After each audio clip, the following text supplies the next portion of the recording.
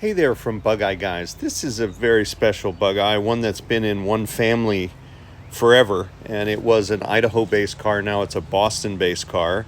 We've just done some work to this vehicle, and I just thought it would be fun to make a quick video and showcase the kinds of things that we do and also the ways in which people use these cars, because not everybody uses a Bugeye in this way. This one has driven about 10,000 miles since our last round of upgrades, which is a lot. A lot of folks that have these cars are only using them for short weekend drives. This one, on the other hand, actually gets used like a car, which is kind of great. And it gives us a chance to work on some of the things that need upgrading on all of these cars and refine them so that they can really be usable on a daily basis.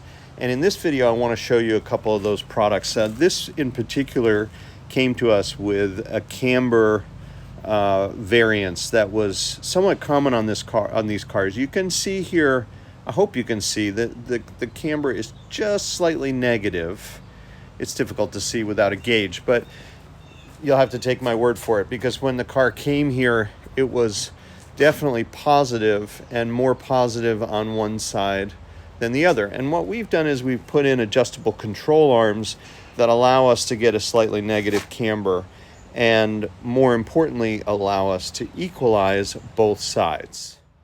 So as we go underneath, you can see this is the adjustable control arm, and here this is the stack of shims that we've used to bring out the lower portion of the kingpin, whereby you attain negative camber. Negative camber being more desirable for handling, but the cars came slightly positive from the factory. Now here's what's interesting. You can see there's quite a bit smaller sandwich on this side than on this side. And why is that? Well, almost every Bugeye has been hit. You know, I'd like to think that we have a very pure crop of Bugeyes out there that have not been hit, but the more we do this, the more we realize that almost every one of these cars at some point has experienced some kind of front-end collision. In the case of this car, you can see some of the telltale stretch marks on this inner fender that's been repaired, but it may not have taken much. A lot of time on these cars, we'll see these frame horns malaligned. I think in the old days, I used to really worry about that, but now that we've done almost 400 of these cars, and it seems like almost every one of them has been hit at some point or another, it's just kind of become a fact of life.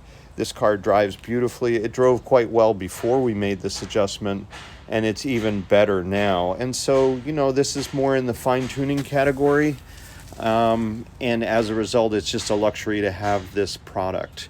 So now, even though there's a fat stack here and a thin stack there, that's what was needed in order to equalize the alignment of this front end. And when we went to remove this control arm, we found that this mounting point on the backside was a bit damaged, so we straightened it out. We also put in a disc brake conversion on this visit as part of this whole upgrade. You can see the front sway bar as well. Some people like a thicker sway bar. I don't, because I feel like it really ruins the ride quality. So we're balancing all of these factors. It's a 155 tire as well, which is reasonably narrow but wider than the stock bias ply, and the grip is excellent. The balance is excellent. So a bunch of suspension work went into this visit, the disc brake conversion and that alignment and new tires, and the car rides really nicely and handles really well as well. Now, this supercharger is another thing that we installed, and for anybody out there wondering if it impacts durability, we added this 10,000 miles ago. It started to weather a little bit, which is totally fine and acceptable. He's had it in a little bit more moist storage facility than we might like, so you have a little bit of surface rust. But the point of showing you this is that this is a sort of a long-term test that proves that the supercharger can in fact really be a usable feature for a long time without damaging the engine. It's not a lot of boost, and that's probably why there doesn't seem to be any impact. Of course, these A-series engines are quite stout, and they handle that boost well. And it makes the driving experience just delightful.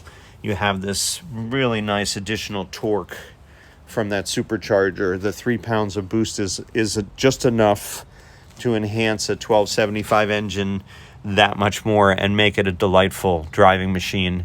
The supercharger and the disc brakes are all kits that we sell. No one else has the supercharger configured for a Bugeye. It requires a few modifications in order to fit this platform. And if you'd like to call us, we're happy to set you up with all of that and get you going here at Bugeye Guys. And thanks for watching.